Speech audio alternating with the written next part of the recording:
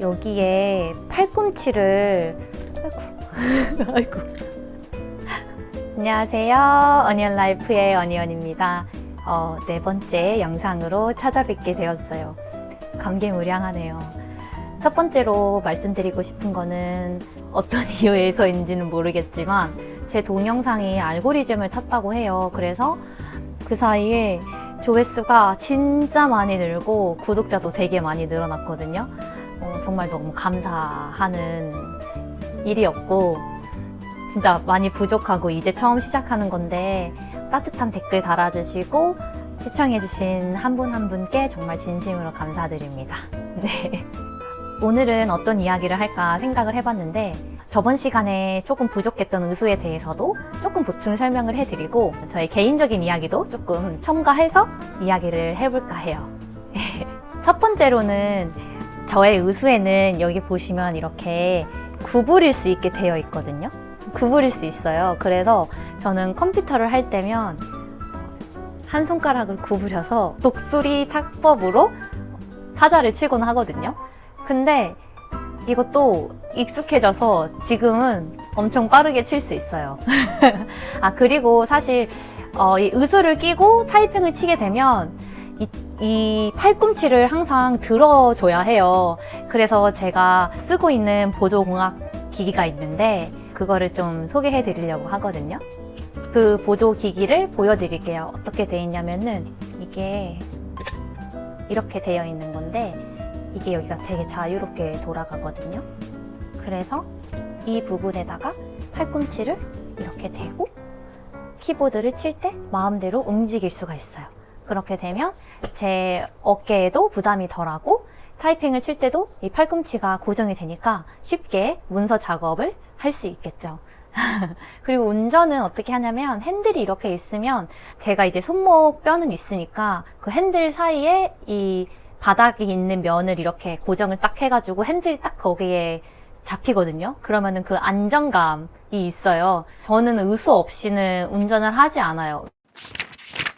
어떤 분은 생각하시기에 그냥 의수 끼지 않고 생활하면 어떨까라고 생각하실 수도 있을 것 같아요. 근데 제가 의수를 꼭 사용하는 이유는 저는 의수를 끼기 때문에 저의 자세라던가 왼쪽 오른쪽의 밸런스가 그래도 맞춰질 수 있다고 생각을 하거든요.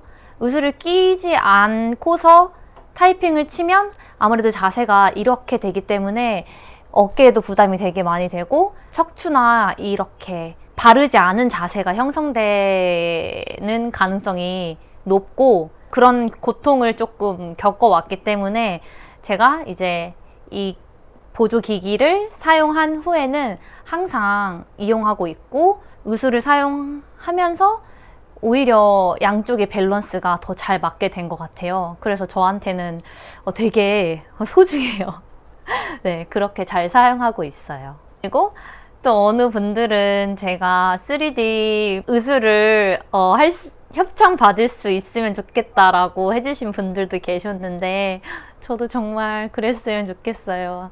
제가 진짜 돈이 많고 부자라면은 막 플렉스 하듯이 여러 개 만들고 이렇게 끼고 싶은데 아직은 너무 비싸고 그렇지만 또 정부에서 보조해주는 그 비율은 적거든요. 그 부분에 대해서도 다음번에 시간이 날 때 좀 얘기 나눠보도록 하겠습니다.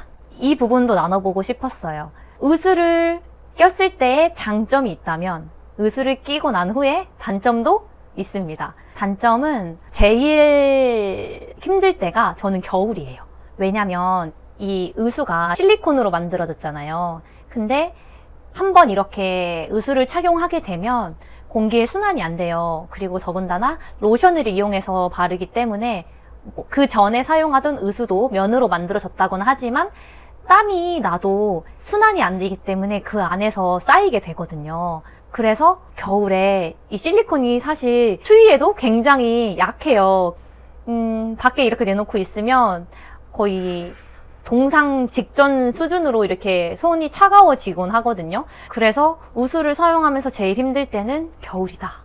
근데 이거는 어쩔 수 없이 겪어야 되는 부분이고 그래서 겨울에는 특히 조금 더 신경을 써주고 있고, 아무래도 혈액순환이 끝까지 잘 안 되기 때문에 좀 시려요. 많이 시리고 딱 됐을 때 확실히 좀 차가워요. 혈액순환이 잘 안 돼서. 저도 좀 재활도 열심히 하고 운동도 열심히 해야 하는데 이렇게 영상에서 선언을 하면 할 수 있겠죠?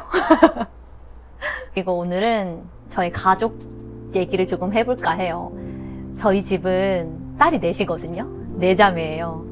공교롭게 네 번째 영상에 네 자매 이야기를 하게 되었네요. 모두 다 딸이어서 그런진 모르겠지만 굉장히 화목하고 사랑이 넘치는 그런 가정입니다. 제가 첫째인데요. 어떻게 말을 해야 할까 고민을 좀 했어요. 영상을 찍기 전에. 근데 가장 고마운 점은 제 동생들은 늘 항상 저를 귀하게 생각해주고 좋아해주고 있는 그대로의 저를 항상 아껴주고 사랑해 주었던 것 같아요. 왜냐면 한 일화를 말씀드리고 싶은데 저랑 이제 막내가 10살 차이가 나거든요. 정말 아기 때부터 초등학교가 끝나면 막내 동생이 너무 보고 싶어서 집에 막 뛰어가고 그랬어요. 너무 사랑스러웠던 그 동생인데, 그 동생이 어렸을 때 저희 엄마가 저의 장애에 대해서 막내 동생한테 충분히 설명을 해주지 않고 그냥 아무 설명 없이 그냥 같이 생활을 했던 거예요. 그래서 저희 막내가 아기였을 때 이제 말을 하기 시작했을 때 저희 엄마한테 엄마, 왜 첫째 언니는 왼손에 곰돌이가 있냐고 물어본 거예요. 정말 그 순수한 아이 눈에는 제 왼손이 곰돌이처럼 보였나 봐요. 그래서 그 얘기를 듣고 엄청 깔깔깔 대면서 웃었던 그런 기억이 있어요. 그리고 정말 제 동생들이 대단한 게 뭐냐면, 모르겠어요. 모든 장애를 가진 형제 자매를 두신 분들의 가정 환경이 다 다르고 어떨진 모르겠지만, 저희 집은 저희 막내가 초등학교 때 저의 이야기를 써서 글쓰기를 했고 그걸로도 뭐 상도 타고 그랬거든요. 그리고 저희 셋째 같은 경우는 학교 다닐 때 이렇게 특수반 친구들 이렇게 이동하는 거 도우미 해주고 그런 것들도 하고, 어떻게 보면은 자연스럽게 장애를 가진 자매가 있었기 때문에 조금 더 따뜻하고 차별 없는 시선으로 다가간 건 아닐까, 그런 생각도 들었고, 만약에 나라면 선뜻 쉽게 할 수 있었을까라는 생각도 해보거든요. 그런 봉사나 이런 것들. 그런 거를 보면서 우리 동생들 정말 마음이 따뜻하고 착하다, 이런 생각 되게 많이 했어요. 저희 둘째 같은 경우는, 저랑 둘째는 연년생이거든요. 그래서 늘 친구같이 자매같이 이렇게 지냈어요. 그런데 이건 나중에 안 사실인데 저희 둘째는 언니가 불편하기 때문에 내가 언니를 지켜줘야 된다는 생각을 항상 품고 살았대요. 근데 그 얘기를 나중에서야 좀 듣게 됐는데 좀 너무 고맙기도 하면서 마음이 좀 아프기도 했어요. 항상 저를 많이 챙겨주고 제일 가까이 지냈으니까 많은 것을 도와주려고 하는 동생이거든요. 이렇게 저는 든든한 3명의 여동생들이 있어서 진짜 감사한 사람이죠. 이 자리를 빌어 항상 나를 언니로 존경해주고 존중해주고 잘 따라와줘서 너무 고맙고 사랑한다, 얘들아. 좀 죄송해요. 자랑 좀 해봤어요. 저한테는 없어서 안 될 가장 소중한 동생들입니다. 그리고 지난 영상에 제가 이제 왼손을 공개했잖아요.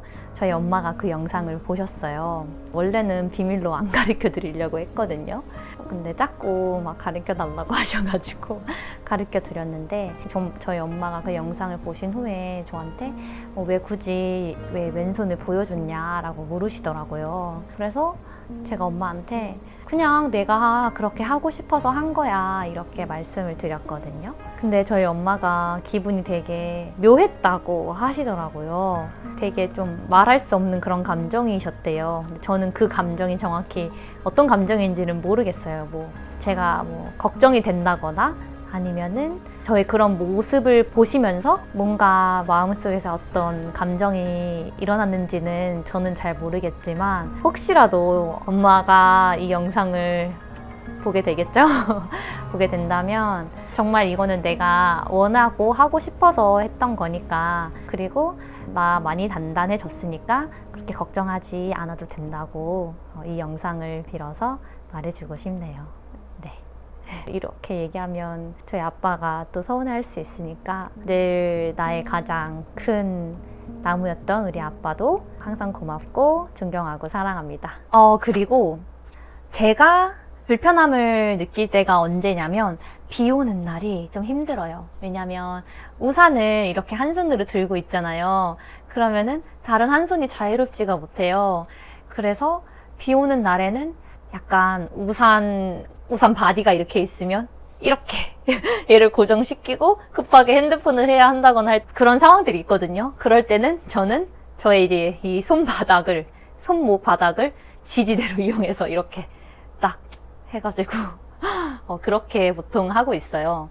아무래도 저처럼 이제 한 손으로만 사용하시는 분들은 비 오는 날에 좀 불편하실 것 같거든요. 혹시 보고 계신다면 댓글에 한번 남겨주세요.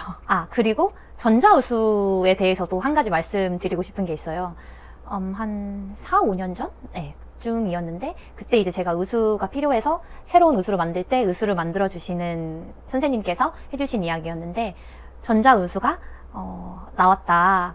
기술이 많이 발전돼서 그러면 이제 내가 원하는 대로 이렇게 손가락도 구부릴 수 있고 이렇게 할 수 있다 했는데 그 당시에 가격이 한 3천만 원이었거든요. 자동차 한 대 값이죠.